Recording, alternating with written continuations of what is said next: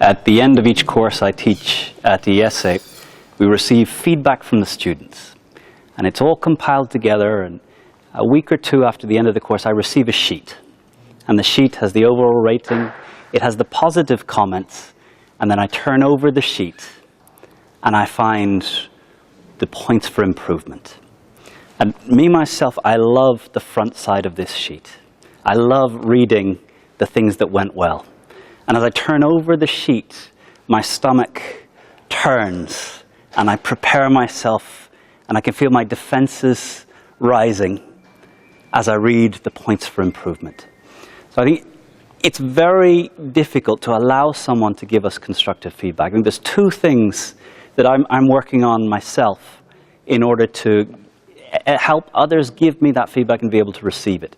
The first is getting myself emotionally ready to ask others for feedback.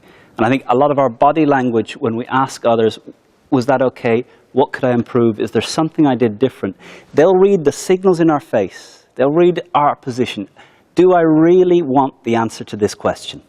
And many times through life, someone has asked this person, hey, does this dress look good on me?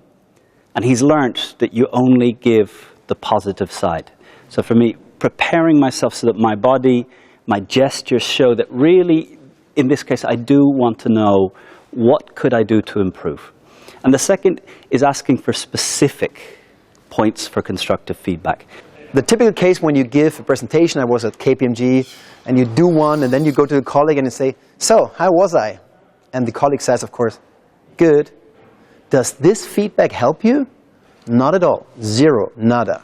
What you can ask instead next time is, after your presentation, as always, you go there and say, what could I have done better? I think it's not only in the feedback giver, it's also in the feedback, the guy who asks for feedback. So what can I do better? This is a constructive approach. You will receive constructive feedback. So what I push them for is to give an example.